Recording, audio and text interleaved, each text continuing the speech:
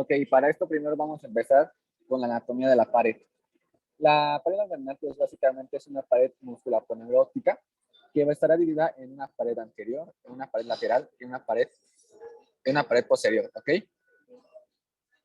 Sin embargo, algunos autores pues nos mencionan o se juntan la pared anterior con la pared lateral, diciendo que es una pared anterolateral. Se mueve mucho. Ok, bueno, esta pared anterolateral tiene como sus límites superior a la apófisis quifoides, llegando también el borde inferior de los arcos costales, de los cartílagos costales, séptimo al décimo, como se ve aquí, ¿ok? Y también aquí. Y como su límite inferior, tenemos hasta el ligamento inguinal, que esta parte nos inserta en la espina ilíaca anterosuperior hacia la espina púbica, ¿ok?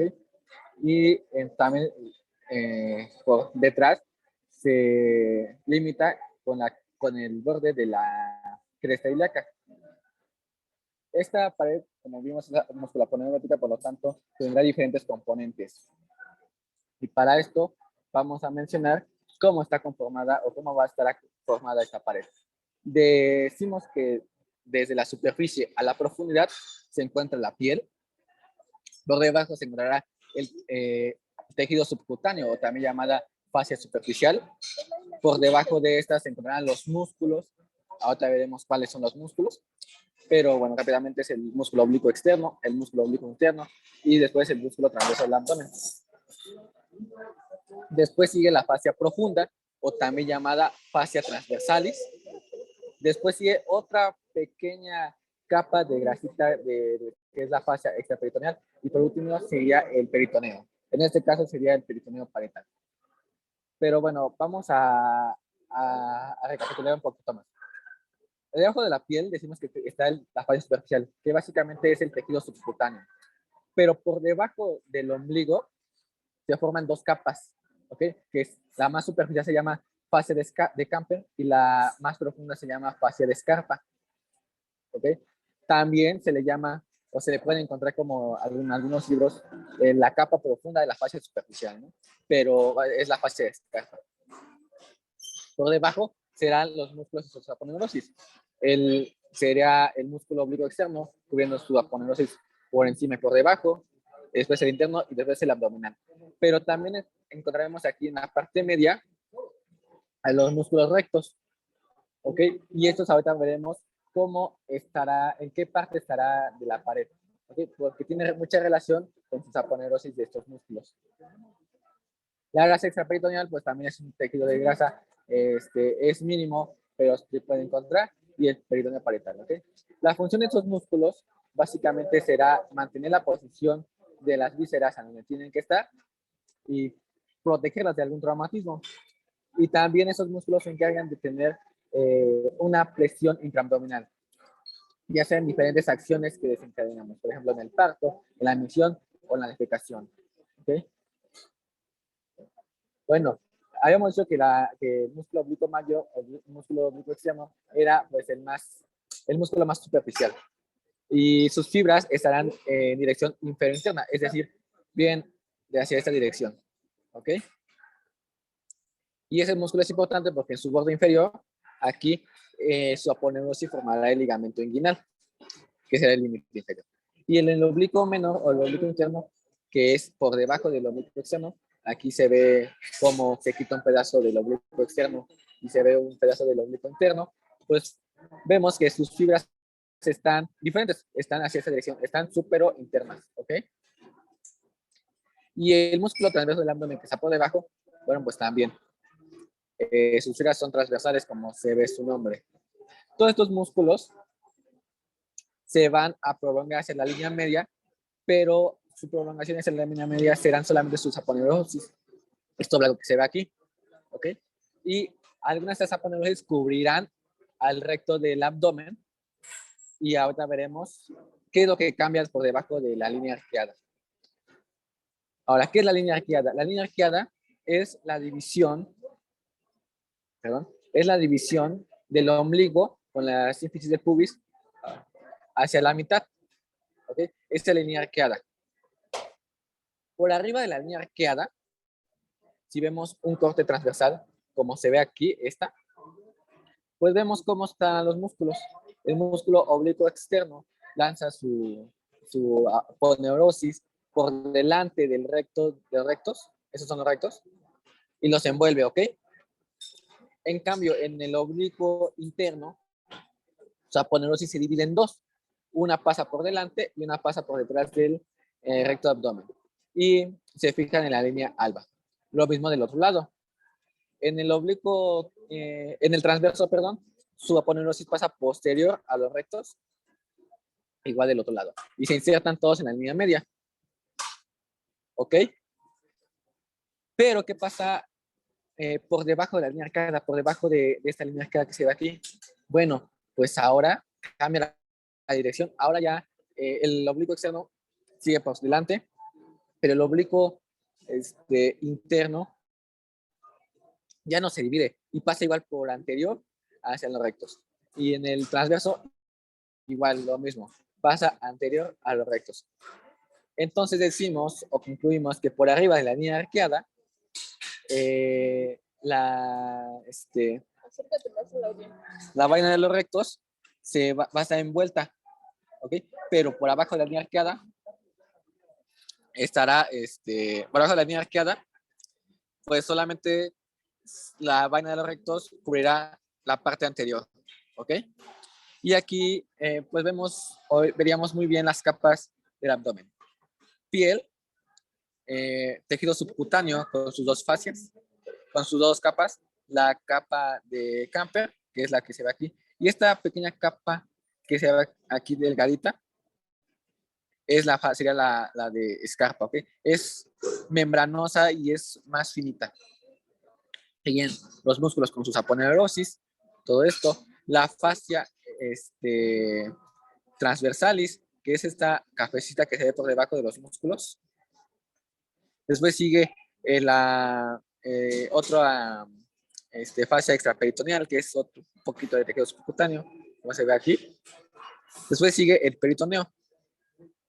Y ya después del peritoneo encontraremos propiamente a las vísceras y la cavidad abdominal, ¿ok?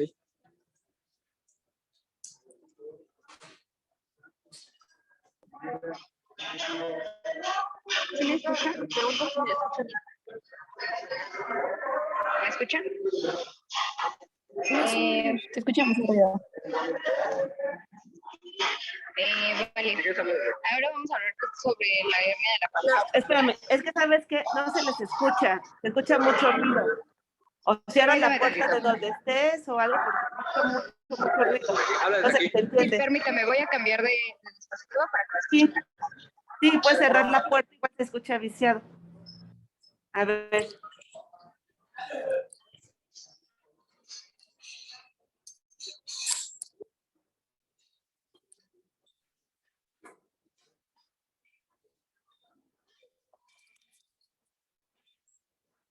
¿Ya me escuchan mejor? Sí, Pi. Ok. Ya se escucha.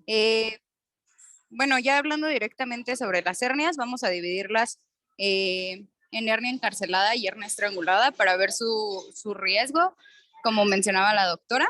Y bien, bueno, hablando de la hernia, va a ser un defecto de la continuidad de las estructuras faciales o musculoaponeuróticas, que era lo que les explicaba mi compañero, y esto va a permitir una protrusión de las estructuras que normalmente van a estar dentro de la cavidad peritoneal.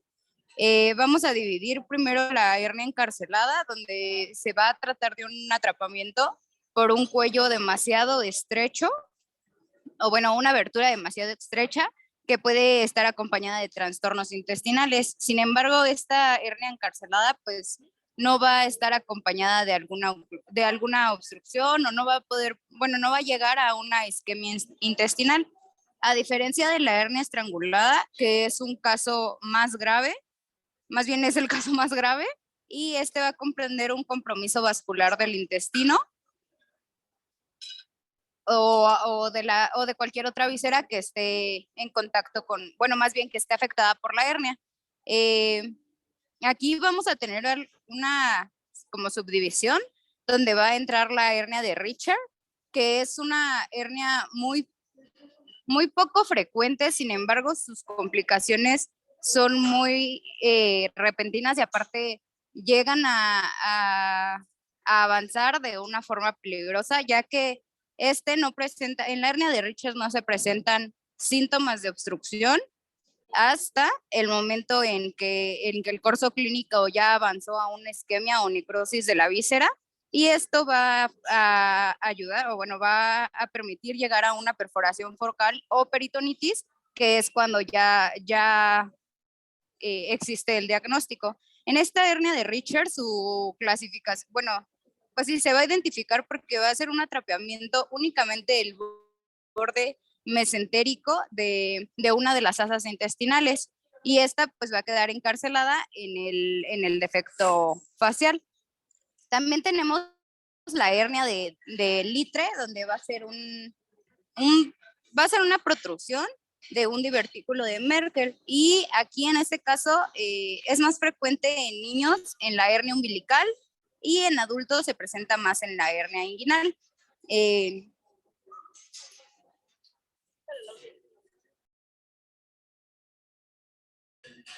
A ver, ¿pueden decirme si así se escucha mejor o peor?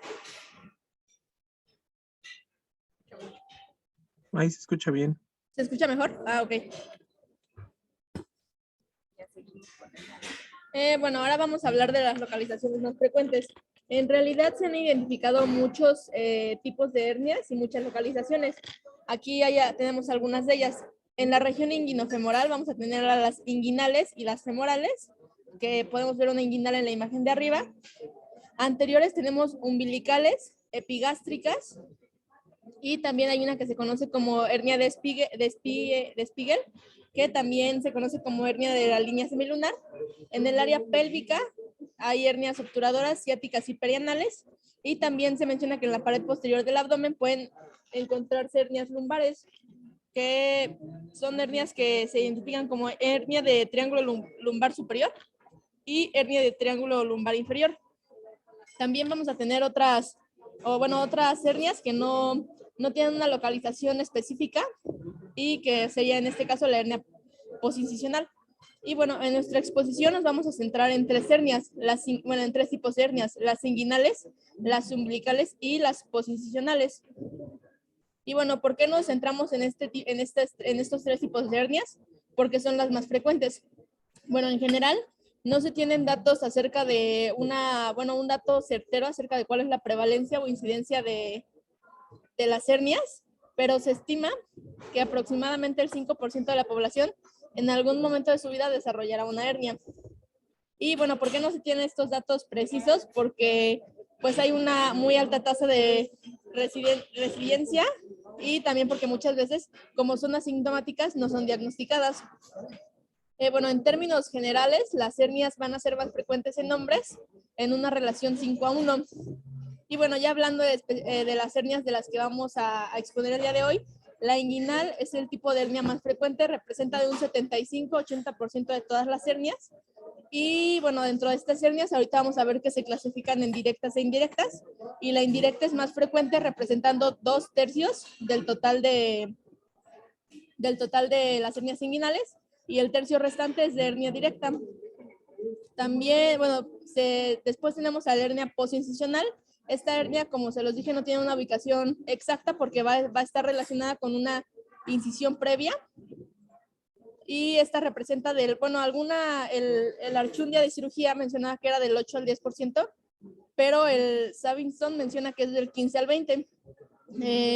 Y como había mucha variabilidad, les puse los dos datos, pero es importante que recuerden que es la segunda más frecuente, y la tercera más frecuente sería la umbilical, que representa del 3 al 8%. También tenemos la hernia femoral, que de esta no vamos a exponer, pero se considera un tipo de hernia inguinal, y dentro de las hernias inguinales representa el 3%. Esto lo puse aquí porque es una hernia que se caracteriza porque es una hernia que es más frecuente en mujeres que en hombres, y esta hernia tiene un mayor riesgo de encarcelamiento y estrangulamiento.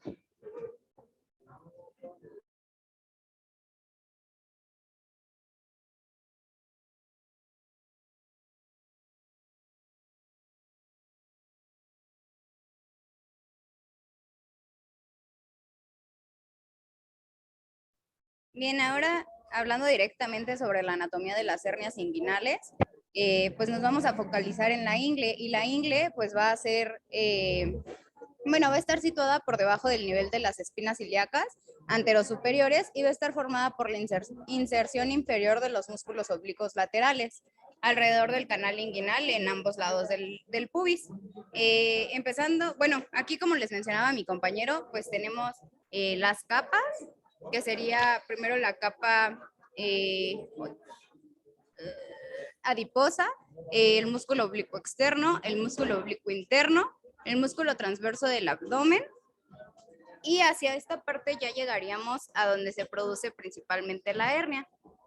Comenzando por todo esto, vamos a hablar sobre el ligamento inguinal. En este ligamento inguinal pues va a estar formado por la aponeurosis del oblicuo externo, y su límite superior va a ser la espina ilíaca y su límite inferior la espina del pubis. Este ligamento inguinal va a ser importante ya que va a ser el soporte del cordón espermático. De esta parte vamos a llegar al anillo inguinal externo, y este anillo inguinal externo va a estar fuera de la espina del pubis y va a estar formado igualmente por la aponeurosis oblicua externa. De esta parte vamos a ir hacia la aponeurosis oblicua externa, que sería toda esta parte que ven aquí, ya que el músculo oblicuo externo predomina pues en mayor cantidad su aponeurosis. En esta parte la aponeurosis oblicua externa va a formar dos pilares, que los pueden observar en la tercera imagen. Va a formar dos pilares, va a ser el pilar medial y el pilar lateral. Y estos dos pilares, el pilar lateral va a estar formado o nos va a ayudar a conformar al ligamento inguinal, mientras que el pilar medial va a formar a la aponeurosis propia del oblicuo, va a estar formado por la aponeurosis propia del oblicuo externo. Partiendo de este punto,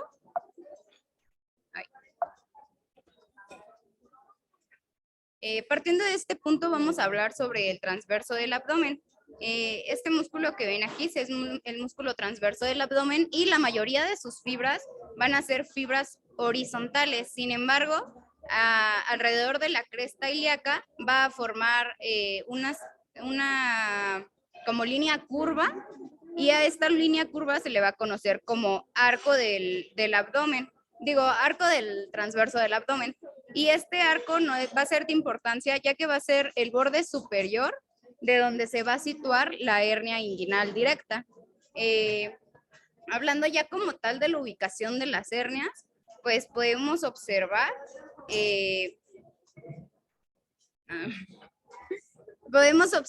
la hernia inguinal directa va a estar superior al tracto iliopúbico, que van a ser sus límites. El límite inferior va a ser el tracto iliopúbico, y en el límite superior vamos a poder observar a la fascia. Y por el otro lado, en la hernia indirecta, vamos a tener que se va a observar cerca de donde va a estar el conducto femoral. Aquí tenemos que hacer una distinción importante porque, como comentaba mi compañera Ana, en las hernias inguinales también podemos encontrar a las hernias femorales. El hecho de que la hernia indirecta y la hernia femoral pasen por un conducto, pues podría ser un diagnóstico diferencial.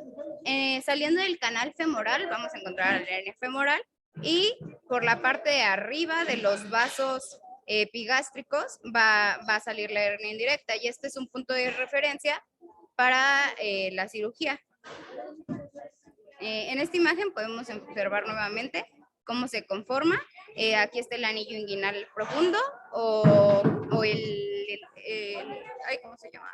El interno, y va a ser el sitio de la hernia indirecta, mientras que del lado contrario tenemos al arco del músculo transverso, que era lo que les decía que era el borde superior del sitio de la hernia indirecta. Entonces aquí tenemos el arco del músculo transverso, la hernia indirecta, y el anillo inguinal profundo y la hernia indirecta. Y por este lado podemos encontrar el conducto femoral, y dentro de este conducto femoral vamos a encontrar a la hernia femoral. Acá por otra parte tenemos unos triángulos que son triángulos de importancia, ya que para los cirujanos pues tienen que tener un control de estos y un conocimiento. Primero tenemos al triángulo de la fatalidad, que va a estar distinguido por el borde interno, por su borde interno, que va a ser el conducto deferente, el borde externo, que van a ser los vasos gonadales, y el borde posterior, que va a ser el borde peritoneal. Este triángulo es de importancia ya que contiene como estructuras importantes, como puede ser la arteria ilíaca, la vena ilíaca, la rama genital del nervio genitofemoral, que este va a ser también importante para el siguiente triángulo, que sería el triángulo del dolor. Este triángulo del dolor igual es importante para la cirugía y va a estar... Espérate tantito. A ver, esos triángulos, o sea, ya estamos en la parte posterior, ya es cuando se hace el abordaje laparoscópico, ¿no? Bueno, entonces, a ver, imaginemos que la hernia inguinal es la región inguinal es un cuarto. Entonces, estamos nosotros así, el escritorio. Ese es el saco. Si nosotros estamos en la parte de abajo, esa parte, ¿cómo se llama? O sea, esa es la parte de la fascia transversal. Del lado derecho está el ligamento inguinal y del lado izquierdo se encuentra el área conjunta y en la parte de enfrente se encuentra el pubis, para que nos vayamos dando. Existen dos hoyos, el orificio inguinal interno y el orificio inguinal externo. De acuerdo a que nosotros entendamos nuestra fascia transversalis, vamos a entender cuáles van a ser de hernias directas e indirectas. Eso es viéndolo de arriba hacia abajo. ¿Más o menos me expliqué? Sí, doctora. ¿O no? Sí. De arriba hacia abajo. Debajo de la fascia transversalis, entonces ya vamos a ver esta parte que está comentándole su compañera, que esta es del triángulo de dolor, el triángulo de la muerte, se llama así por las estructuras que pasan. Ahorita que vamos la plastía, van a ver que se ponen los tackers y se puede lesionar cualquiera de estas partes. Entonces, esta parte ya está hasta parte inferior de nuestra fascia transversal. Sí, comprenden qué partes donde está comentándole su compañera de la zona del cuerpo, ¿o no? O sea, ¿en qué parte estamos? ¿En cavidad abdominal? ¿En retroperitoneo? ¿En un espacio? ¿En qué parte del cuerpo estamos? En la ingle, ¿no, doctora? Sí, estamos en la región inguinal, pero ¿estamos adentro de la cavidad o estamos en qué espacio está todos estos triángulos que está comentando su compañera? Porque estos que están aquí en el esquema, en el tercero, son las fases. Eso se ve, se abre la piel, encuentra el ligamento, la zona de Campbell y Scarpa, luego ya nos vamos a ligamento inguinal, y ahí ya le empezamos a ver todo lo que se está viendo ahí. Pero más atrás es un espacio de peritoneo, y la aponeurosis, ahí es donde nosotros entramos, y es donde se ven los triángulos que está comentando su compañera. Sí, ¿se imaginan por dónde andamos? La región inguinal es muy complicada. Creo que de las partes anatómicas que está más complicada porque tiene un chorro de ligamentos, que es en la misma parte del ligamento, pero va cambiando de nombre, por eso es lo complejo de esa zona. ¿Sí le van entendiendo a su compañera entonces? Sí, doctora. Sí, bueno, pues síganle entonces. Bien, este triángulo de la fatalidad, que es el A, va a contener a los vasos ilíacos externos, la vena ilíaca circunfleja profunda, el nervio femoral y la rama genital del nervio genitofemoral. Por otra parte, en la parte B tenemos al triángulo del dolor, que es el espacio delimitado por el cilio púbico, como ya les mencionaba, con sus bordes, y en este caso las estructuras de este espacio van a incluir a los nervios como la rama femoral del nervio cutáneo, femoral externo y la rama femoral. En este triángulo es importante ya que en las plastías, al llegar como al llegar a entrar en este triángulo, podríamos generar dolor crónico inguinal posoperatorio, y es una de las complicaciones más frecuentes de las plastías. Por otra parte, vamos a tener el círculo de la muerte, que era lo que comentaba la doctora, que es una continuación vascular formada por la arteria ilíaca común, la ilíaca interna, la arteria obturatriz aberrante y los vasos epigástricos inferiores y vasos ilíacos externos. Que se dan cuenta, los vasos epigástricos inferiores van a ser un límite importante para saber diferenciar entre hernia inguinal directa y hernia inguinal indirecta. Ok, ya profundizando directamente en las hernias inguinales, vamos a definir a la hernia inguinal como una protrusión de cualquier estructura a través del orificio musculopectíneo, que también se conoce como músculo de Frouchau, y se va a proyectar a través de los triángulos inguinales, ya sea el triángulo medial, lateral o el femoral, y este nos va a permitir la clasificación de la hernia.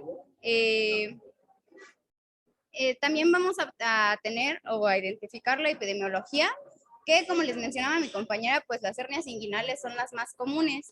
Se conoce, o bueno, se aproxima que el 5% de la población general presenta una hernia de pared abdominal, y de este 5% de la población, el 75% de estas hernias van a ser inguinofemorales. 2/3 de este 75% van a ser hernias indirectas y 1/3 van a ser hernias inguinales directas, y esto nos aproxima hacia los factores de riesgo.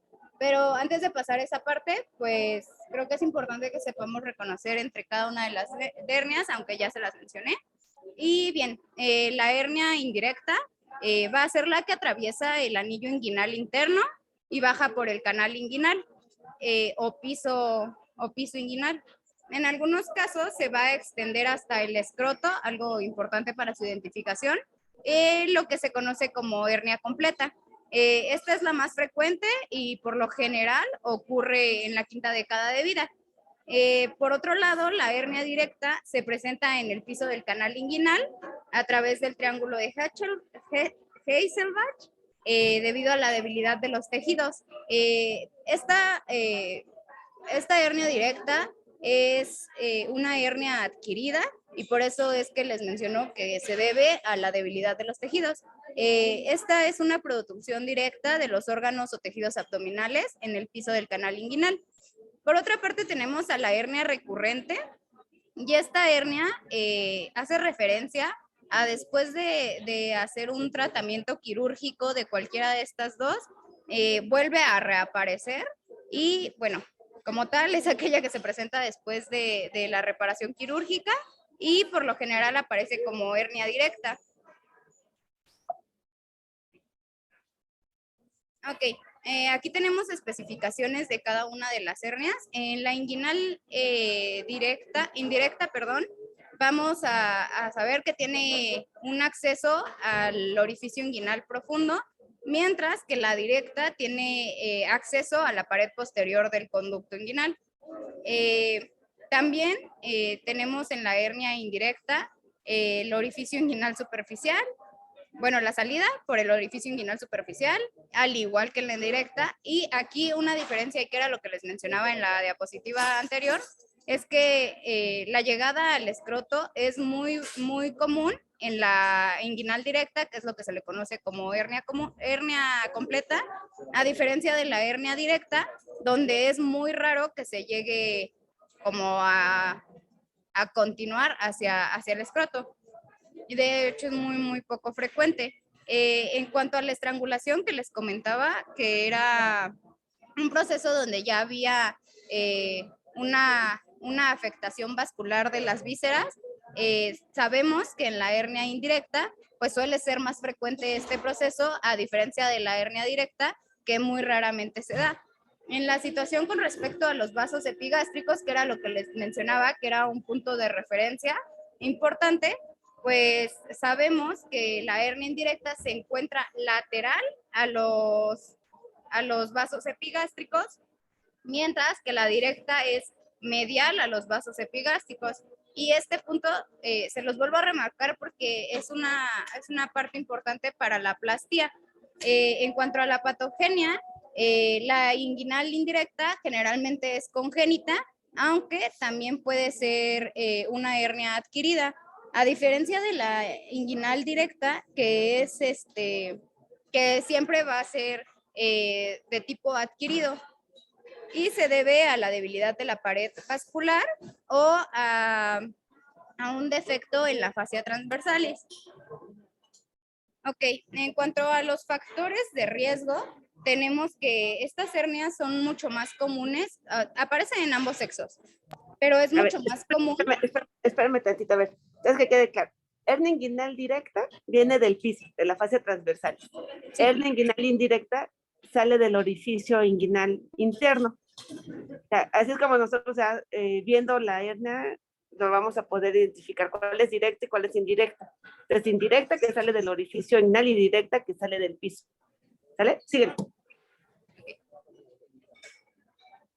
¿Hasta aquí tienen alguna duda? ¿O alguien iba a preguntar algo? Creo que no. Todo bien. Vale. En cuanto a los factores de riesgo, como ya les dije, se da en ambos sexos. Sin embargo, el sexo masculino tiene una mayor predisponibilidad, haciendo una razón de 3-1. Y bueno, entre otros factores de riesgo, pues tenemos alteraciones en el metabolismo del colágeno, ya que estas afectarían directamente a la saponeurosis y a las fascias. También tenemos antecedentes genéticos positivos para el desarrollo de hernias, ya sea que familiares directos hayan presentado algún cuadro de estos. También tenemos a la alimentación pobre en proteínas, al tabaquismo y los problemas pulmonares crónicos. Algo importante y que tal vez sea curioso son los antecedentes de prostatectomía, y en este caso se refiere más como a factor de riesgo de la hernia directa, ya que, como les mencionaba, después de una lesión o un manejo quirúrgico, pues se puede desarrollar la debilidad muscular y esta llevar a la formación de la hernia directa. También se consideran factores de riesgo los grandes esfuerzos físicos, ya sea actividad física demandante en trabajo o en deporte, y el estilo de vida.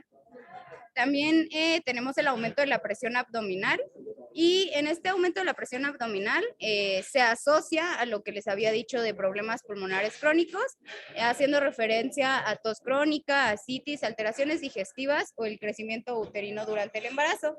Esto es una de las causas comunes en por qué las mujeres presentan hernia inguinal, ya sea directa, indirecta o femoral. Y bueno, ya haciendo referencia a su etiología, pues como les decía, está la tipo congénita y la tipo adquirida. En la tipo congénita principalmente va a ser la indirecta, aunque también puede ser la directa, y en la adquirida únicamente hablaremos de la directa.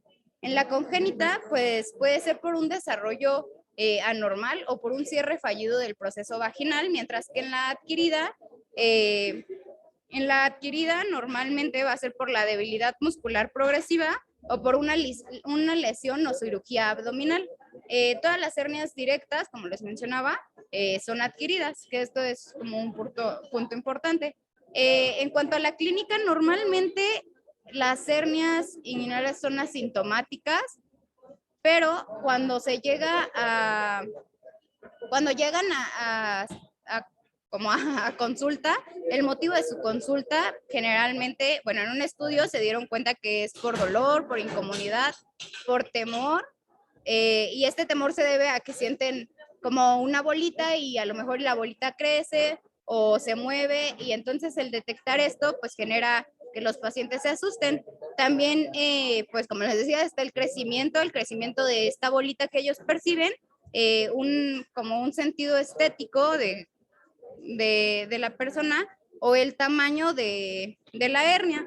En este punto, algo a resaltar es que entre la clínica específica de la hernia es que el dolor puede ir de leve a intenso de acuerdo a su estabilidad, ya sea que sea una hernia, si puede estar encarcelada o si puede llegar a ser estrangulada, como les decía, en la hernia indirecta es muy común que lleguen a la estrangulación y pues su motivo, bueno, lo principal es que sienten pesadez o sienten como malestar al mover las extremidades.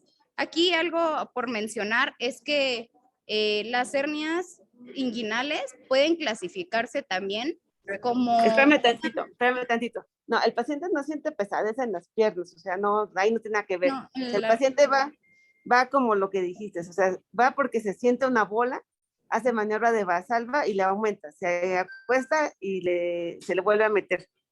Hay gente que no, como no les duele, no van al doctor, al menos que se hayan espantado de que tienen una bola. Ya cuando les duele, que es cuando ya se complicó, es cuando vienen generalmente a urgencias o van al doctor. Sí.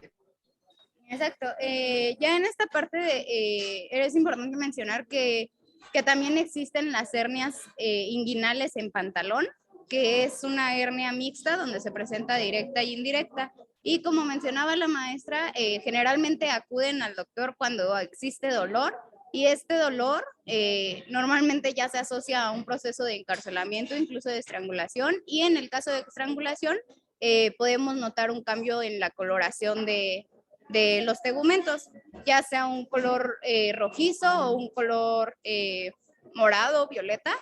Y bueno, en cuanto a las complicaciones de la misma hernia, pues vamos a tener la atrofia del testículo, una hidrocele en la cual se va a tener que hacer un diagnóstico diferencial, que sería por transiluminación, una estrangulación de la hernia y... Ok, aquí tenemos ya como tal la clasificación y para las hernias inguinales vamos a considerar 3 clasificaciones importantes y estas clasificaciones pues vamos a tener a la clasificación de Nijus, ay, no sé cómo se pronuncia, que pues va a consistir en el tipo 1, va a ser una hernia indirecta sin dilatación del anillo. En el tipo 2 va a ser del anillo inguinal, perdón, del anillo inguinal. En la tipo 2 va a ser una hernia indirecta igual, pero en este caso ya va a haber una presencia de la dilatación del anillo. Y en la 3A, bueno, la tercera va a ser una subdivisión entre A, B y C. En la 3A va a ser una hernia directa, en la 3B va a ser una hernia en pantalón, que era lo que les comentaba, que era la hernia mixta, y en la 3C va a ser una hernia femoral. El otro punto sería el tipo 4A, que también se va a dividir entre A, B y C. El 4A va a ser una hernia directa recurrente, el 4B una hernia indirecta recurrente, y el tipo C, una hernia femoral recurrente. También por último tenemos a la hernia combinada recurrente. Esta hernia combinada, como les mencionaba, va a ser la hernia en pantalón. Por otra parte tenemos a la clasificación de Hilbert modificada por Ruth Coe y Robinson, que en sí va a ser pues una modificación de la misma clasificación anterior, únicamente se le agregan el tipo 6 y 7. En este caso, en el tipo 1, vamos a presentar una hernia indirecta y un anillo inguinal profundo apretado, que va a ser lo normal, con un saco peritoneal de cualquier tamaño. En la tipo 2 vamos a presentar una hernia indirecta y un anillo inguinal profundo dilatado menor a 4 centímetros. Ese de menor a 4 centímetros es importante porque nos va a permitir hacer la tercera clasificación. En el tipo 3 va a ser una hernia igual indirecta con un anillo inguinal profundo dilatado, pero en este caso va a ser mayor a 4 centímetros y con un saco peritoneal con componentes ya sea de deslizamiento escrotal o un desplazamiento de los vasos epigástricos. En la tipo 4 vamos a tener a una hernia directa, o sea, del 1 al 3 vamos a presentar hernias indirectas y luego el tipo 4 y 5 van a ser hernias directas. En el tipo 4, la hernia directa va a tener un defecto de la pared posterior del conducto inguinal, y en el tipo 5 va a ser una hernia directa con defecto del defecto diverticular de la pared posterior, y va a tener un tamaño menor a 2 centímetros de diámetro. En el tipo 6 vamos a encontrar una hernia mixta o en pantalón con un componente indirecto o directo. Y en la tipo 7, que son como las agregadas a la clasificación de NIJU, sus modificaciones, va a ser la hernia femoral.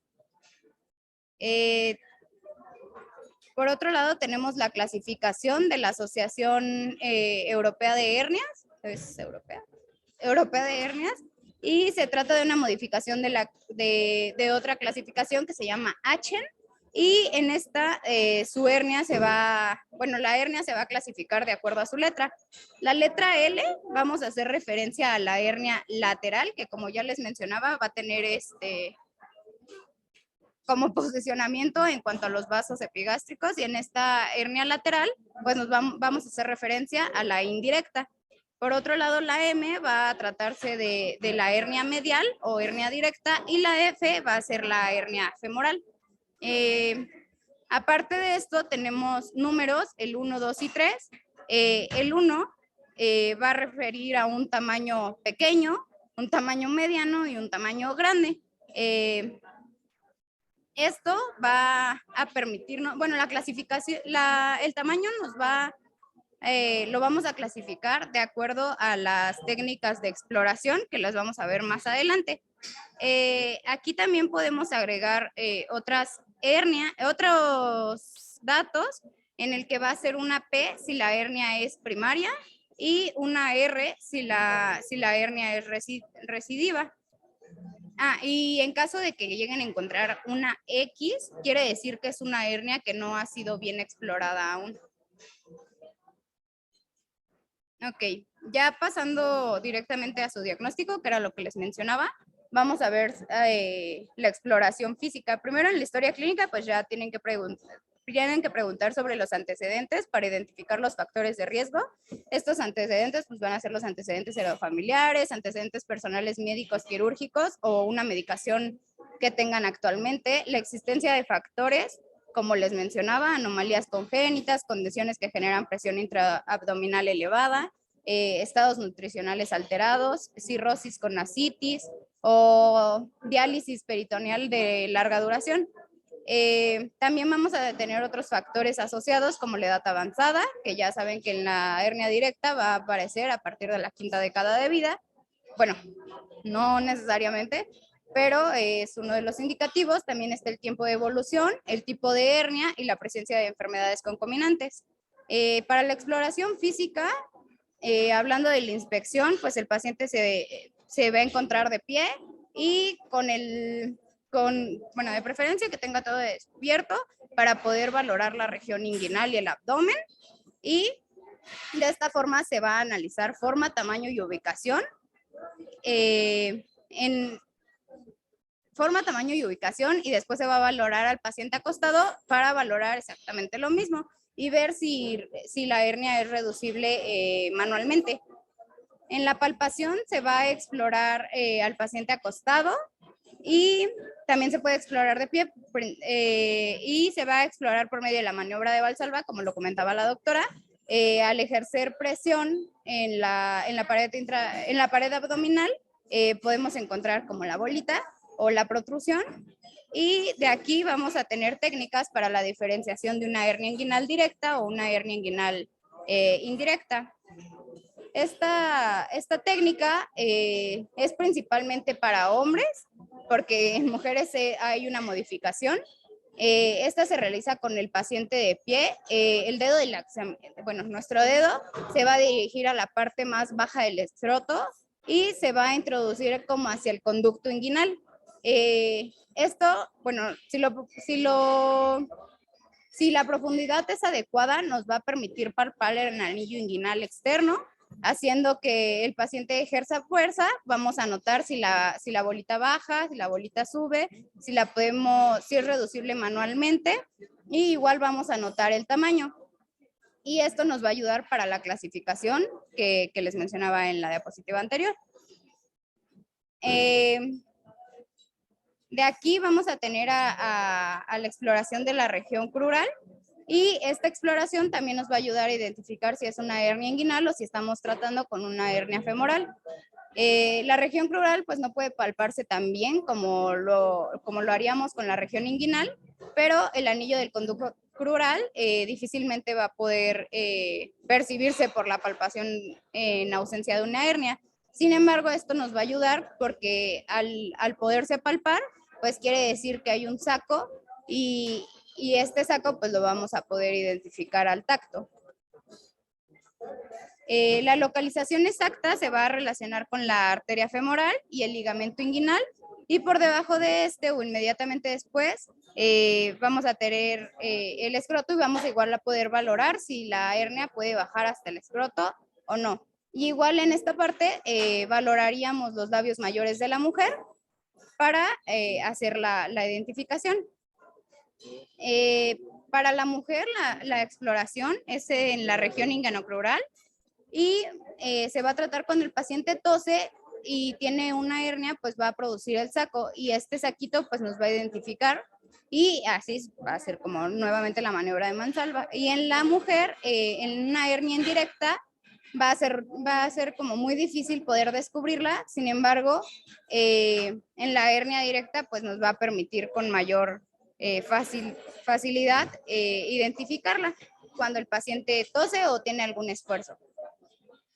En cuanto a la parte de laboratorios, no es necesario un laboratorio como tal, únicamente los laboratorios son indicados cuando ya la cirugía es, bueno, siempre el tratamiento va a ser quirúrgico, pero cuando la cirugía ya es pronta, se tiene que ocupar el laboratorio.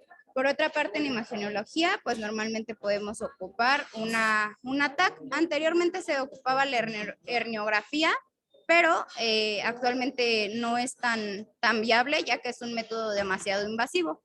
En cuanto al tratamiento, vamos a abordar más adelante el tratamiento quirúrgico, pero el tratamiento inicial no quirúrgico va a consistir en la observación de cualquier cambio, ya sea que esté en reposo. Vamos a ocupar medicamentos antiinflamatorios.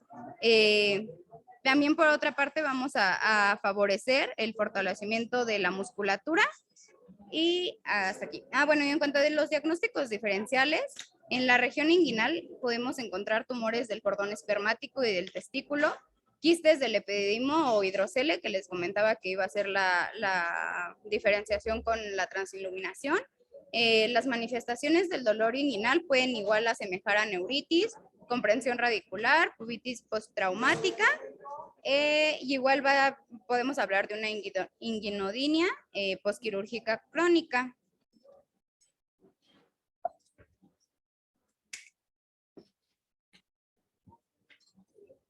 Bueno, ahora les voy a hablar de la hernia posincisional.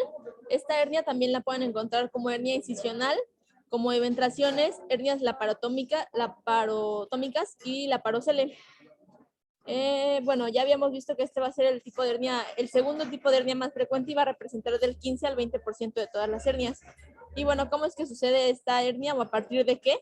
Bueno, el paciente tiene que tener una intervención quirúrgica previa. Cuando al momento de la cicatrización va a existir una cicatrización deficiente, y esto es lo que va a dar lugar a la hernia. Bueno, en cuanto a la epidemiología, se considera la complicación posquirúrgica tardía más común, y en el 80% de los casos se va a manifestar en el primer año después de que el paciente fue operado. Bueno, esta hernia va a suceder aproximadamente en el 10 al 12% de los pacientes sometidos a cirugía abdominal, exclusivamente en donde se manipula o se trabaja sobre la aponeurosis. Y bueno, puede ser de tres maneras: transversa, oblicua o de la línea media, que es la más frecuente. Bueno, ¿a partir de qué se va a producir la cicatrización deficiente? Bueno, esto va a estar relacionado con diferentes factores.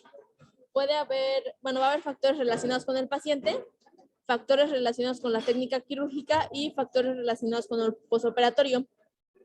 Bueno, empezando con los relacionados con el paciente, el primero sería la edad, porque a mayor edad hay un mayor riesgo, esto debido a que se debilita el proceso de cicatrización.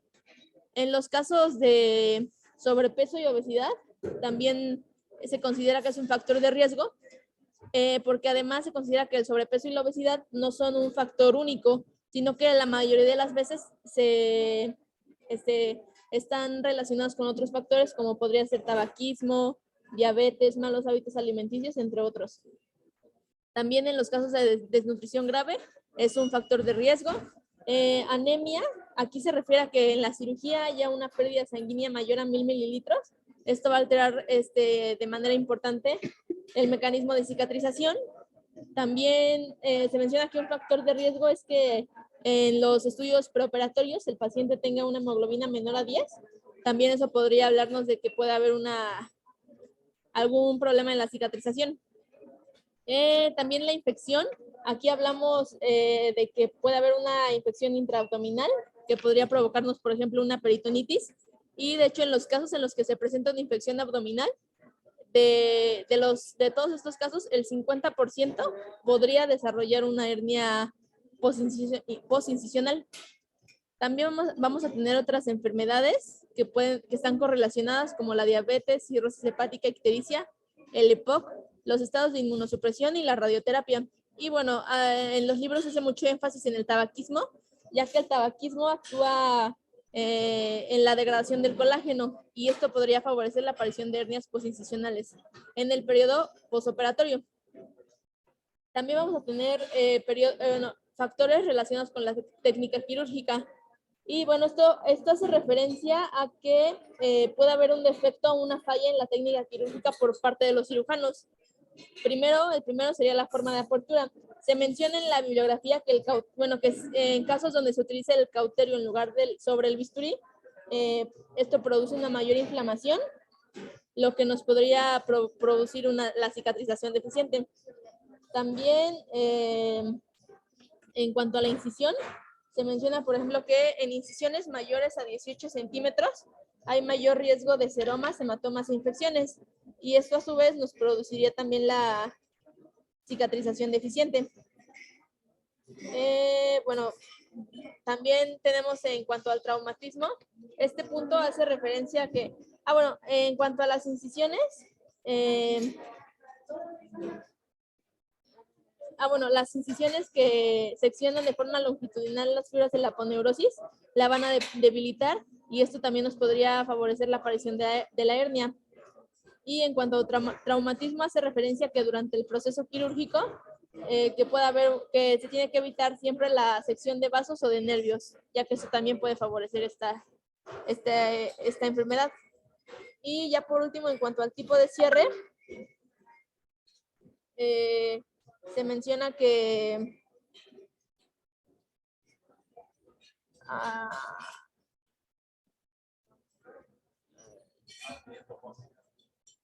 ¿dónde tengo? Que el tipo de cierre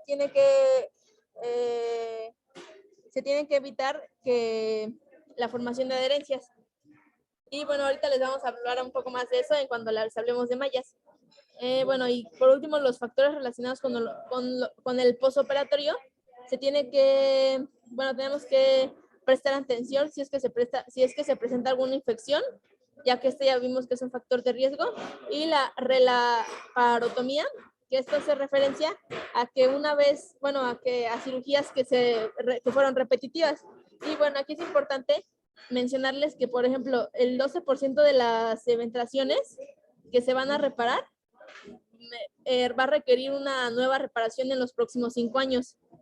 Entonces, bueno, aquí ya les iremos hablando de que hay una alta tasa de recidiva en estas hernias.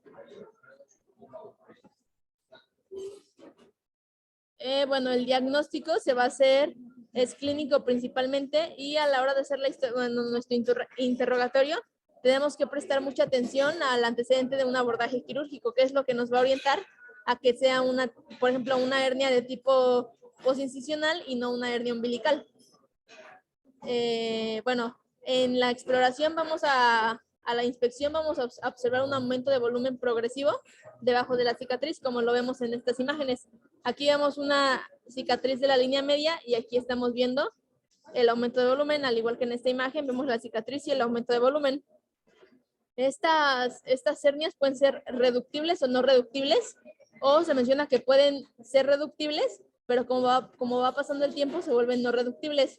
Y también pueden empezar sin estar acompañadas de dolor, pero conforme avanza el tiempo, si no reciben un tratamiento, empiezan a manifestar dolor. Y bueno, como como las hernias pasadas, como las hernias que vamos a ver, va a ser más evidente con la maniobra de Valsalva. Y bueno, para el diagnóstico podemos usar dos pruebas complementarias, la tomografía y la ultrasonografía. La ultrasonografía sí nos puede ayudar a hacer el diagnóstico, pero no nos va a brindar mucha información no nos va a brindar información para que hagamos una planeación quirúrgica. Nada más nos va a ayudar a hacer el diagnóstico. Y entonces el estudio que se solicita de preferencia, bueno, el estudio pues que nos va a brindar mayor información va a ser la tomografía. Es el método de elección. Y bueno, además de que nos va a ayudar a realizar el diagnóstico, nos puede ayudar a hacer una planeación quirúrgica, ya que nos puede ayudar a sacar mediciones, a valorar la integridad de los músculos, la continuidad de las heces intestinales. Entonces, si tuviéramos que pedir un estudio, probablemente nos sería de más utilidad la tomografía. Y aquí estamos viendo una tomografía. Este era de un paciente con un defecto de 34.8 milímetros. Y aquí es donde estamos viendo el efecto. Bueno, vamos a tener va a haber muchas clasificaciones de este padecimiento. Pero, bueno, va a haber muchas y todas van a ser diferentes. Va a haber unas que van a ser desde muy básicas, como esta que se llama clasificación de Kershaw, que únicamente va a clasificar el tamaño. Y las clasifica en chica, menor a 3 centímetros, mediana de 3 a 6, grande de 6 a 10, gigante de 10 a 20 y monstruosa mayor de 20. Y tenemos también otra clasificación que esta es más compleja. Esta se llama clasificación de Chevrolet y esta sí nos va a tomar en cuenta más parámetros. Por ejemplo, nos va a tomar en cuenta primero la ubicación, ya sea mediales o laterales. Aquí vemos las mediales y aquí las laterales. Nos va a medir también el tamaño, menor de 5, entre 5 y 10, entre 10 a 15 y mayor de 15. Y nos va a mencionar si han tenido recidivas o no. Entonces, por ejemplo, podríamos ver una hernia que está en el área umbilical, sería M3, por ejemplo, que tiene un diámetro menor a 5 centímetros, sería W1, y por ejemplo, que no ha tenido recurrencia, sería R0. Entonces, esta se considera la clasificación más completa para este tipo de hernia, ya que, como se los mencioné al inicio, no tiene una ubicación específica, va a estar relacionada con la cicatriz anterior.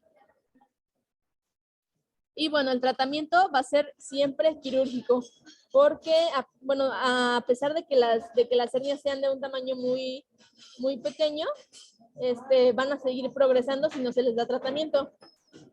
Y también, si siguen progresando, aumentan considerablemente los riesgos de complicaciones.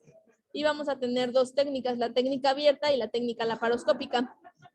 Bueno, básicamente, la técnica abierta va a ser con el uso de mallas, que eso lo vamos a ver más adelante, las propiedades de estas mallas. Pero en cuanto a especificaciones de este tipo de hernia, bueno, la técnica va a ser básicamente con mallas, pero la malla se puede ubicar en diferentes planos. Bueno, de acuerdo al abordaje quirúrgico que se haya decidido. Por ejemplo, en la técnica de Onley, vamos a tener que la malla se va a colocar superior a los músculos rectos del abdomen, que son estos, y iba a estar justo debajo del tejido subcutáneo, que sería este que se ve un poco más clarito. Tenemos también la técnica de Inlay, que la malla se va a colocar justo en donde está la hernia. Por ejemplo, aquí vemos que los músculos están separados Esta sería la hernia y aquí se colocaría la malla. También tenemos la retromuscular, que también se conoce como RIPES. Y esta, espérame. Entonces, la Onley es arriba de la aponeurosis, ¿no? sí, O sea, está el hoyo del defecto herniario, que es ahí está el hoyito. sería este. Ajá. Entonces, esa es Onley, arriba. Ajá. Inlay, ¿dónde es? Sería justo en donde está el defecto. Debajo de la aponeurosis, ¿no? Ajá. Sí, o sea, todas las mallas tienen que cubrir el defecto aponeurótico, si no, pues entonces, ¿a qué sirve si la vamos a poner en otro lado? Es en donde está el hoyo. Y se tiene que disecar todo alrededor para poder poner nuestra malla. Y después tenemos nuestra técnica de sándwich, una arriba y otra abajo. Síguele, ahorita vamos a seguir hablando de las mallas. Y bueno, o sea, ahorita nada más les menciono esto porque son las especificaciones de este tipo, o sea, de este tipo de hernia, pero ya ahorita más adelante les vamos a hablar de por qué estas mallas, bueno, cuáles son sus propiedades. Bueno, también tenemos la retromuscular, que también se conoce como RIPES y se considera como la técnica de referencia. Las mallas van a estar atrás del músculo recto anterior del abdomen y delante de la hoja posterior de la vaina del recto o del peritoneo, que sería esta. Lo que veríamos aquí, esto que se ve un poquito blanquito, sería el peritoneo. Y bueno, también tenemos la preperitoneal, que aquí podemos ver está el peritoneo y la preperitoneal está justo debajo del peritoneo. Y ya por último, la intraperitoneal sería la que está incluso debajo del peritoneo parietal. Esto quiere decir que aquí en este espacio ya blanco se estarían las vísceras. Esta técnica intraperitoneal estaría en contacto directo con las vísceras. Y bueno, en cuanto al pronóstico, también ahorita al final vamos a abordar las complicaciones generales de todas las hernias, pero en general esta hernia, como se los mencionaba, tiene una alta tasa de recidivas. Y bueno, esto ha cambiado en los últimos años, ya que se ha implementado el uso de mallas con materiales específicos. Y bueno, aquí en el tratamiento sin malla va a haber una recurrencia del 30%, mientras que con malla la recurrencia disminuye hasta el 14%. Y bueno, las complicaciones que las vamos a ver al final.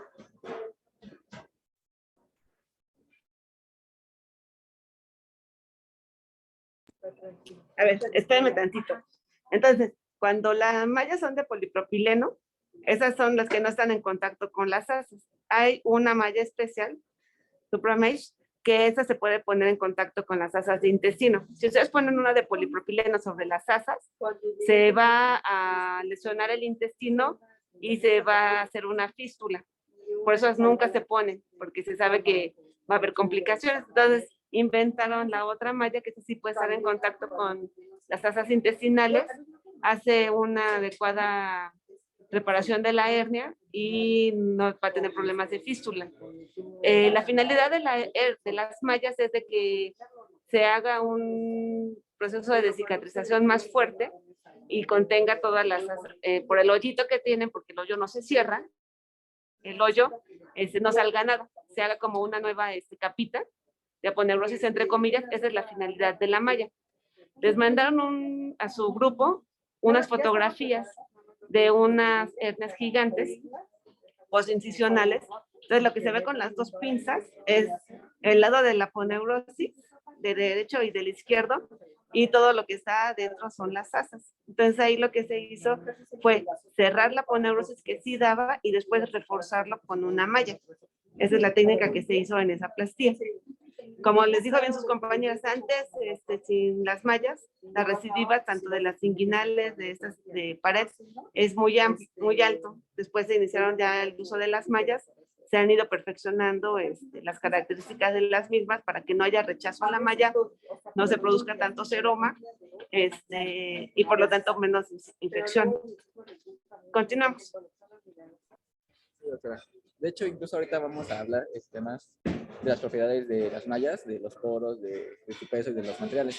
Pero bueno, va a ser precisamente después de la hernia umbilical. Bueno, empecemos con la hernia umbilical. Su definición es la protrusión de una parte del contenido a través del orificio umbilical, como se ve en esa parte de aquí. ¿ok? Recordemos que, bueno, una de las etiologías de las hernias, y principalmente en esta, sucede porque hay un aumento de la presión intraabdominal, ya sea de cualquier tipo, ¿ok? Ya sea porque el paciente hizo algún esfuerzo demasiado fuerte, o tuvo alguna, o incluso también fueron posiciones posquirúrgicas, etcétera. Su epidemiología radica en que estas hernias son más frecuentes en pacientes con obesidad, en pacientes con cirrosis y que tengan ascitis, en mujeres multíparas o pacientes que ya haya recibido que tengan diálisis peritoneal, ¿ok? Como ya hemos visto, esas hernias afectan el 2 al 3% de la población. Serán la causa número 3, bueno, la más frecuente, será la tercera hernia más frecuente de todas las hernias y corresponden al 6 al 14% de las hernias de la pared abdominal. En el caso de las embarazadas y en el caso de los niños, van a ser un poco diferentes igual en cuanto a su tratamiento, ¿no? Porque se dice que en los lactantes o los bebés que ya tengan una hernia, esta hernia va a cicatrizar, bueno, se va a reparar por sí sola de los 4 a los 5 años. Y en cambio, en las mujeres embarazadas tenemos que esperar a que la mujer embarazada tenga su producto para tener algún abordaje en eso. Ahora, ¿cómo será su diagnóstico? Prácticamente será un diagnóstico clínico, al igual que todas las hernias. Se evaluará si es depresible, si causa dolor, el estado de sus superficies, si hay algunos datos de inflamación, etc. Comúnmente pueden estar asintomáticas y solamente está la percusión.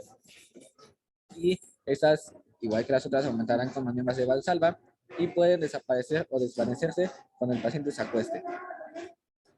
Dentro de su clasificación, serán complicadas o no complicadas. Las no complicadas, pues está la masa, en donde van a ser asintomáticas, está la atenuación y nada más. No va a haber dolor. Pero si están complicadas, entonces aquí ya hay un problema.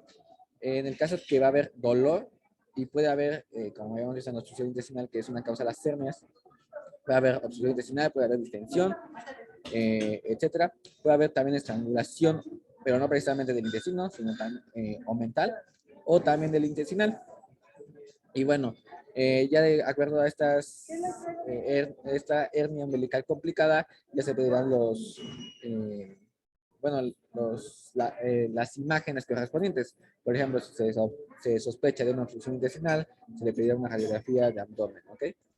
Pero pues en sí el diagnóstico es clínico, al igual que todas. Su tratamiento. Bueno, si esta hernia es muy pequeña, no presenta molestias, pues se dice que no es necesaria la cirugía y que solamente se debe de vigilar a que no aumente de tamaño, a que no haya molestias o a que no haya algunos episodios de encarceración, ¿ok? En cambio, si esta ya presenta dolorosa o ya se complica y nos empieza a dar datos de dolor espontáneo, etcétera, pues ya se valorará para una cirugía abierta o laparoscópica, dependiendo igual de cómo sea la hernia. Pero ahora, si la hernia es muy pequeña y esta,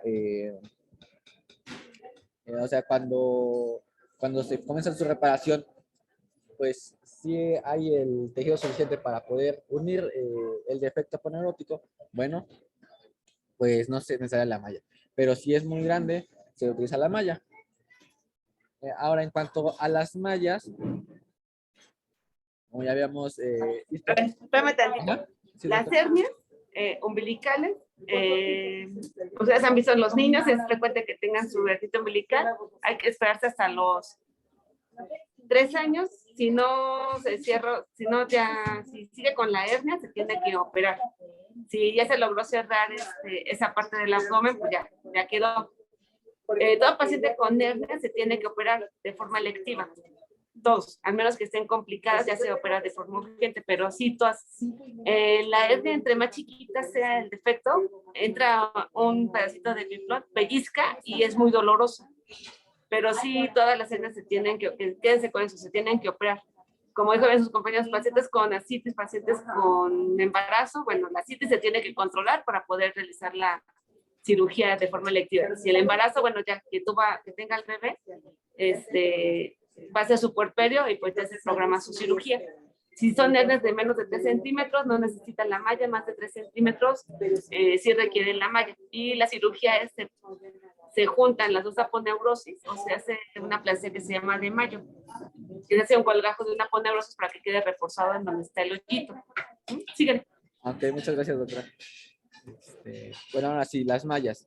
Pues las mallas básicamente nos van a servir para reforzar de manera mecánica a esta zona que estará debilitada, que tiene el defecto, y nos va a proporcionar estabilidad. Las mallas tienen propiedades estructurales. ¿Cuáles son esas propiedades? Va a haber mallas dependiendo de su porosidad, dependiendo de su diámetro de las fibras, también dependiendo al peso, a su elasticidad y a el polímero o, bueno, el material precisamente del que van a estar hechas. De acuerdo a su porosidad, esto nos sirve porque tenemos, esta es como una regla, ¿no?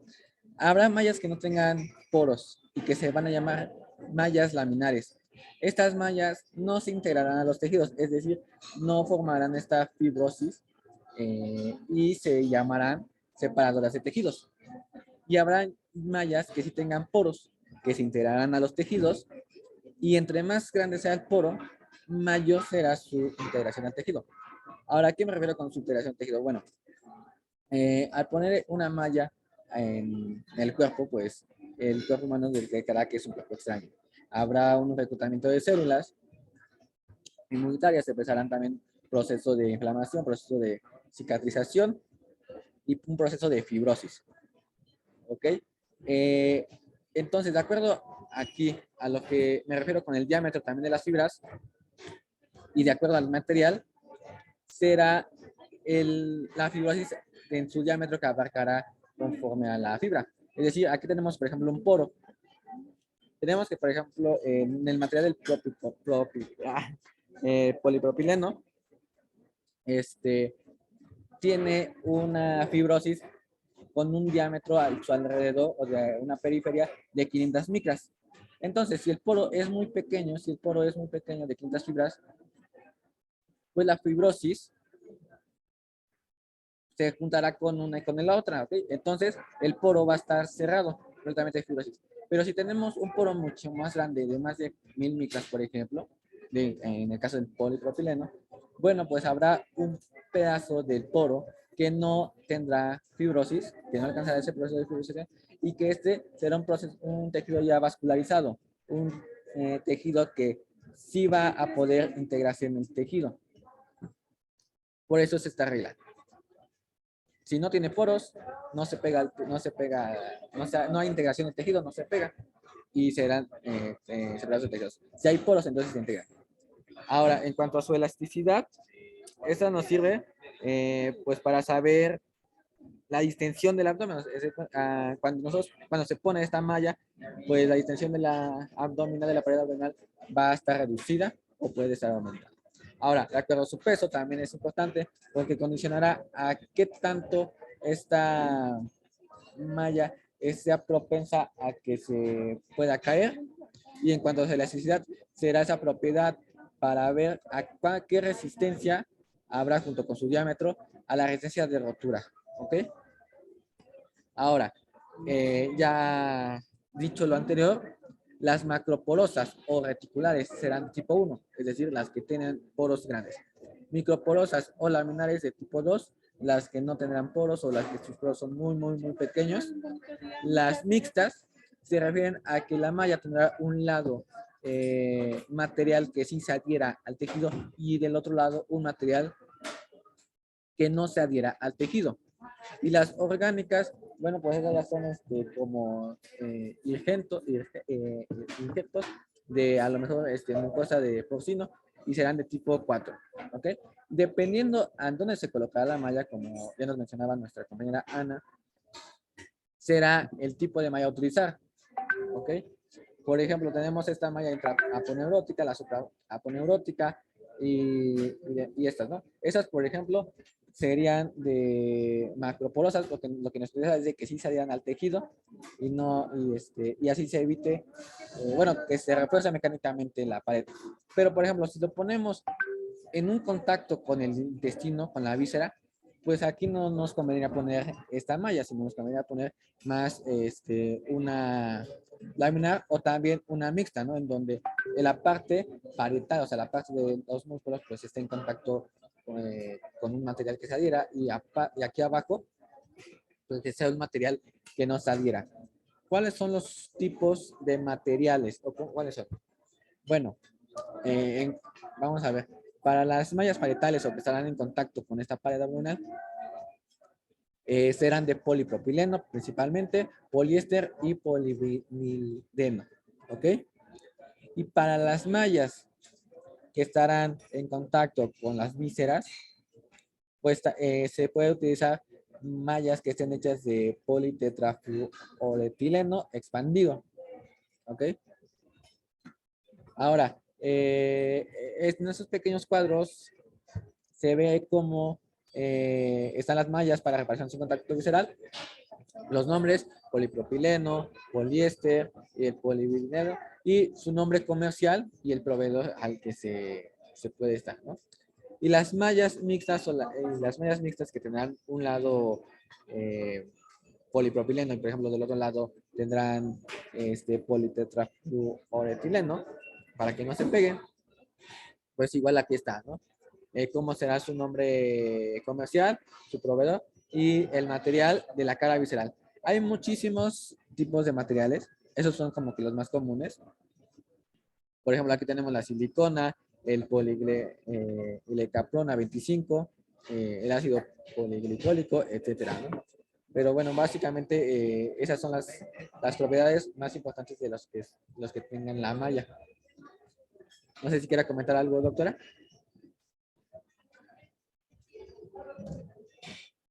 Entonces, ya, lo importante es que las que se pueden poner en contacto con las vísceras no es la misma malla que se pone en la parte superior. Y las que son de microporas generalmente son las más utilizadas que las de macroporo. Tienen menos riesgo de infección y tienen menos producción de seroma del paciente. Síguele.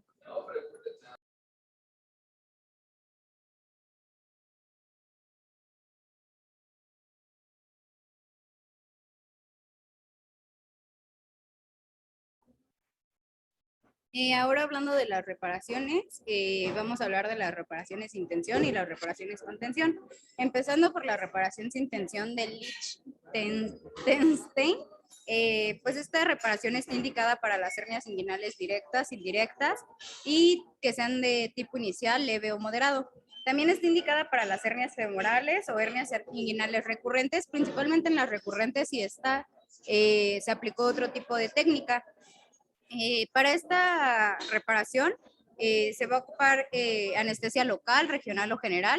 Generalmente se ocupa la local o regional y una de sus ventajas principales es que el paciente puede estar atento y se puede realizar la maniobra de Valsalva en la exploración. Esto nos ayudaría para valorar la debilidad vascular de la reconstrucción. Para esta cirugía se va a hacer una incisión menor a 5 centímetros o aproximadamente de 5 centímetros y se va perdón. Se escucha lejos, doctora. No le escuchamos, doctora.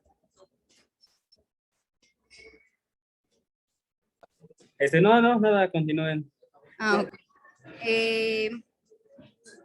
Sí, a esta incisión se le va a conocer como herniorrafia abierta con malla y vamos a tener dos tipos de incisión, puede ser transversa o puede ser oblicua. En la transversa pues se va a seguir las líneas de Langer y su ventaja principalmente va a ser una ventaja estética, mientras que en la oblicua vamos a tener nos va a favorecer ya que podemos vamos a abrir el músculo oblicuo externo y al abrirse se tiene que abrir al menos 10 centímetros y nos va a permitir la exposición completa del anillo interno.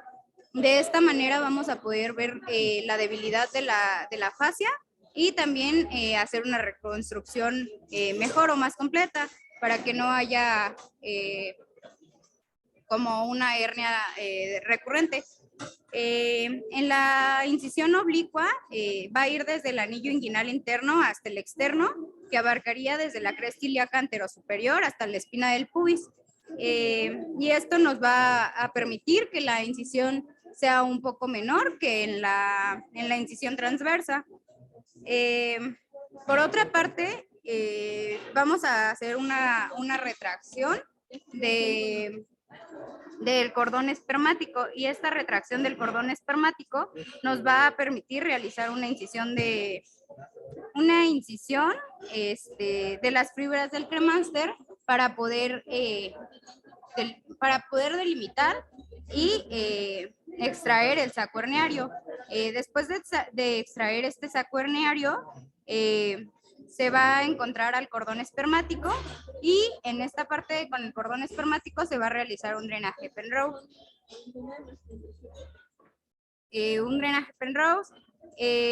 Después después se va a abrir la fascia, se puede abrir la fascia transversal para explorar. Si quieres, aquí te lo explico yo. Entonces, a ver, abren la piel, como les dijo su compañera, después abren tejido de fascia de Campbell y Scarpa, después van a encontrar los vasos epigástricos superficiales, los pinzan, cortan y ligan, después van a encontrar las fibras de la aponeurosis, y ustedes van a detectar con su dedito cuál es el orificio inguinal externo. Ahí se abre y se diseca, que es lo que tienen con la figura A, lo que es esa aponeurosis, y se diseca para encontrar el área conjunta. El área conjunta se va a encontrar en la parte superior, no sé dónde están los elementos del cordón, y en la parte inferior se va a disecar hasta encontrar lo que es el ligamento inguinal. Después se diseca los elementos del cordón, que es lo que está ahí con el Penrose, del saco herniario. Ahí ya no se ve el saco herniario, entonces ya está disecado. Ahí es en la parte donde nosotros nos damos cuenta si es una hernia inguinal directa o indirecta. Directa, si sale ahí de la pared, del piso, perdón, que es todo lo cremita. Y si es indirecta, es donde está, a ver, vete para arriba en la figura A, donde está el Penrose, ahí está arribita un hoyito, arriba, que es donde sale el orificio, donde salen los elementos del cordón. Ese es el orificio inguinal interno. Si sale la hernia de ahí, es una hernia indirecta. Entonces, lo que nosotros hacemos es disecar la hernia, meterla otra vez a la cavidad abdominal, y se coloca la malla con puntos de polipropileno de 2 puntos separados para fijarlo al área conjunta, al ligamento inguinal, y detrás del orificio de los elementos del cordón se hace una crucecita, esa de allá arribita, y se fija la malla, la que sigue. Complicaciones de esto, infección sangrante, van a decirle a sus compañeros. Y también tenemos una variante, que es la de Lichtenstein con Rukov, que es primero se pone un cono adentro del orificio inguinal, que es la figura A. ¿Sí ven ahí el hoyito? ¿Abajo? Bueno, ahí. Ese es el orificio inguinal interno. Entonces ya igual se disecó el saco, se metió y queda el hoyo grande de nuestro orificio inguinal interno, y de acuerdo a la clasificación que ya les dio a sus compañeros, nosotros podemos decir Silver 1, 2, 3, etcétera. O si es en pantalón, o ver qué es. Y se coloca el cono, igual se sutura con puntos simples. Primero, cuando empezó todo esto, no se afrontaba. Y se vio que con el tiempo la malla se movía. Entonces ya después ya se empezaron a poner puntos, igual área conjunta, ligamento inguinal, y se refuerza con la técnica de Lichtenstein, que es la que practicamos atrás, la que sigue. Ok. Antes de que salieran las mallas, empezaron a hacer las técnicas como se reparaba la hernia inguinal, era con el mismo tejido, que se llaman plastías con tensión. Existen varias. Pacini, McVeigh, que era muy utilizado, luego combinada de ambas. Existen como 5 plastías que ya ahorita ya no se ocupan. De ahorita la tendencia desde hace 10 años para acá es pura malla, pura malla. Entonces, pero eso se la quiero decir de ejemplo. Entonces, aquí tenemos igual, lo que está con las pinzas, quedamos que es área conjunta, lo que está con las flechitas, bueno, con las suturas, es el ligamento inguinal. Entonces se va a juntar nuestro, donde están las pinzas es la aponeurosis, debajo de ahí es el área conjunta. Entonces se va a juntar lo blanquito que está en el primer punto, que es el área conjunta con nuestro ligamento inguinal. Y esa es una malla con tensión. Se ponían 3, 4 puntos y generalmente en ese momento se usaba la seda, no se usaba material no absorbible, se utilizaba absorbible, entonces pues mayor riesgo de que la hernia recidivara. Pero lo que hacía la seda es hacer mucho tejido de fibrosis, por eso se ocupaba la seda. Sigue. Esa es la McVeigh, es igual con el tejido, pero ya agarrábamos la fascia transversalis con la vaina del área conjunta. Es igual a otro tipo de técnica, pero les digo, ya esas ya casi no se utilizan, solamente que no haya malla. La que sigue. Bueno, ahí está la reparación, igual. Después de que se hace la plastía, nosotros tenemos que ver que el área no queda tensión. Si es sin malla, ¿no? Que si es con tensión, pues va a quedar con fuerza. Entonces, en las mallas se vea que no haya tensión en donde nosotros pusimos nuestra malla, que los elementos del cordón, que es donde está el hoyito, donde los elementos del cordón es lo rojo, y donde está el hoyito es el orificio inguinal, que pueda pasar bien los elementos del cordón de un dedito. Si queda apretado, entonces el paciente después va a tener hipotrofia del testículo o dolor. Entonces, eso es lo que nosotros tenemos que ver y posteriormente nosotros vamos a dar nuestros puntos a nuestra aponeurosis, sujete continuo, vemos hemostasia otra vez, afrontamos el celular subcutáneo y luego afrontamos la piel con nylon, ya sea subdérmico o sarnoco. Ok, la que sigue, que están los cuidados y las complicaciones. ¿Qué, perdón? Ya síganle ustedes, el otro que eran los cuidados postoperatorios y las complicaciones. Sí. Bueno, ya posterior a la cirugía, vamos a tener que, bueno, se tienen que llevar a cabo los cuidados postoperatorios generales, que, bueno, estos cuidados postoperatorios pues inmediatos, es decir, que van a hacer inmediatamente que el paciente sale y que esté en la sala en el cuarto de recuperación o en la sala de recuperación si la cirugía es ambulatoria. Bueno, entonces aquí el servicio de anestesiología pues tiene que llevar a cabo una revisión que involucra al sistema respiratorio, va a comprobar la permeabilidad de la vía respiratoria, va a valorar el patrón respiratorio, también el sistema circulatorio tiene que verificar la presencia de los pulsos periféricos y carotidios y bueno, también obviamente llevar un monitoreo de la presión arterial. Y también evaluar el estado neurológico del paciente, es decir, si ya está despierto, su nivel de conciencia, si está orientado, si responde a estímulos y si responde a estímulos dolorosos aún. Y bueno, o si hay ausencia de todos los estímulos en el caso de que así sea. Y también por otra parte, enfermería también tiene que llevar su monitoreo de signos vitales, de frecuencia cardíaca, respiratoria, presión arterial y oximetría y ya. También es importante ver la deambulación del paciente, cuánto tiempo después de la cirugía comienza a deambular. También enfermería se encarga de llevar el registro del equilibrio hídrico.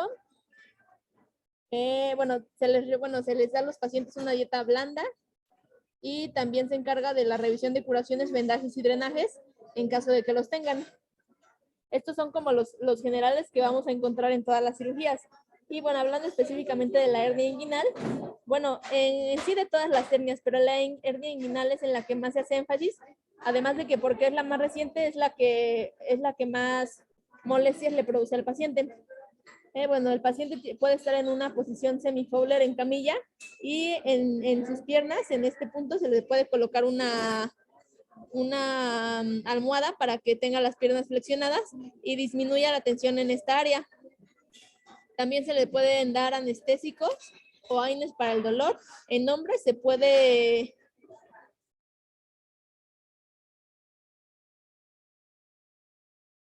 en hombres se puede usar hoy se me fue el nombre, suspensorio se llama. En hombres se puede usar el suspensorio. Y bueno, en general, posterior a la cirugía tienen que guardar reposo los pacientes. Y bueno, algo a lo que hay que prestar mucha atención es que tenemos que evitar que en el paciente se produzca un aumento en la presión abdominal. ¿Esto a qué se refiere? Pues, por ejemplo, si el paciente está presentando, por ejemplo, algún síntoma como tos, tenemos que dar tratamiento para evitar que esa tos se produzca.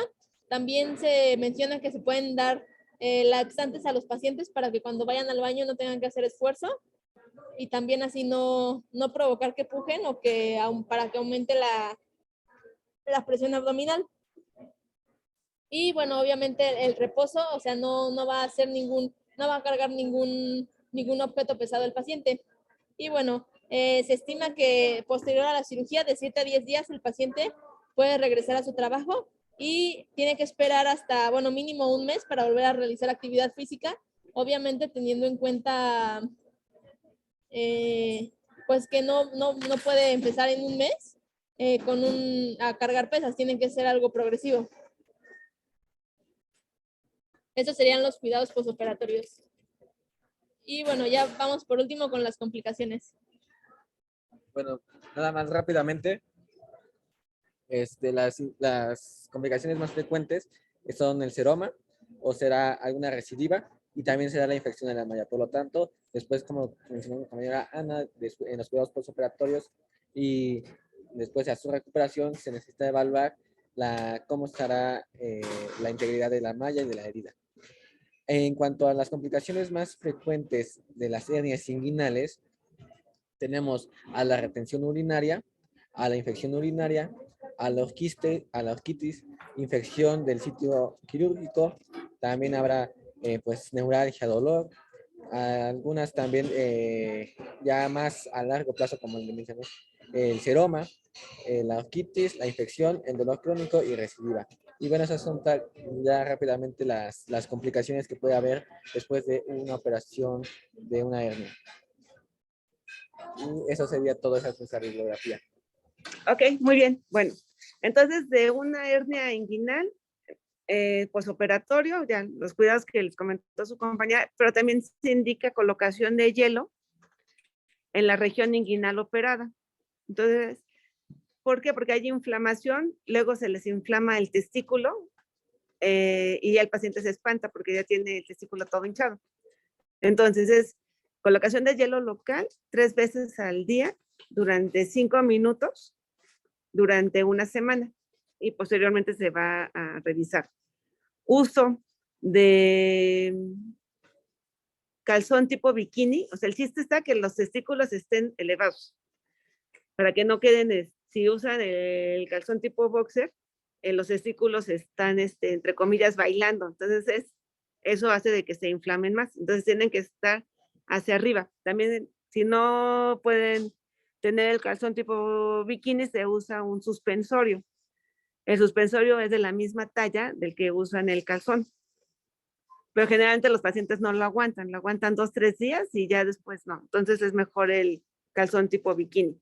Los puntos se quitan a los 8 o 10 días de la cirugía. No tienen que hacer ningún esfuerzo, pero pueden caminar. Pero no tienen que hacer ningún esfuerzo ni manejar dependiendo del tamaño de la hernia, pero generalmente se les recomienda que 28 días no pueden estar manejando para no hacer esfuerzo. Algo muy importante, en los hombres más de 40 años siempre hay que preguntar si tienen datos de prostatismo. Acuérdense, nicturia, pujo, tenesmo vesical, disminución del chorro. ¿Por qué? Porque seguro el paciente debe tener, si tiene datos positivos, ustedes lo operan de la hernia y el paciente va a seguir pujando para poder orinar, entonces va a recidivar la hernia. Entonces, si tiene datos de prostatismo, primero se ve lo de la próstata y ya después se opera lo de la hernia. Cuando son las plastías de pared, el paciente debe de utilizar un vendaje abdominal hasta que tenga los puntos y después el uso de una faja. La faja hasta 30 días después de la cirugía la tiene que estar ocupando. De día y de noche ya puede dormir con el puro vendaje. Y no puede cargar, para toda su vida, no puede cargar cosas de más de 20 kilos sin usar una faja. Si va a cargar cosas pesadas o se va a dedicar a cargar pesas, generalmente se le dice que 2 o 3 meses después de la cirugía es cuando puede empezar, pero siempre con el uso de una faja porque si no va a recidivar. Deben de mantenerse en el peso, con el que se opera. No puede engordar. Si engordan de las plastillas de pared, la tensión aumenta y se pueden botar los puntos o se puede desgarrar y otra vez va la hernia. He tenido pacientes que aquí los dejamos bien delgaditos, todo bien, y de repente traen 30 kilos arriba y así quieren que se operen, pues no, o se opera de una pastilla, suben 30, 40 kilos, ¿y por qué me recidivó la hernia? Pues no más cuestión de ver lo que está comiendo, ¿no? ¿Tienen dudas?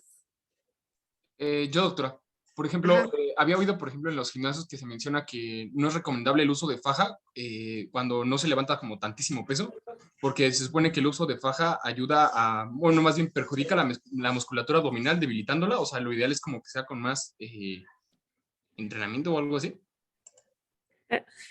Lo que pasa, Doc, es que si un paciente ya tiene debilidad de la pared abdominal, o sea, tiene debilidad de la aponeurosis, ya está operado, el riesgo de que se vuelva a hacer es muy alto, entonces tienen que utilizar una faja para cargar cosas. O sea, puede hacer abdominales sin faja, puede hacer cardio sin faja, pero al momento de estar cargando las pesas, esas sí tiene que utilizar a fuerza.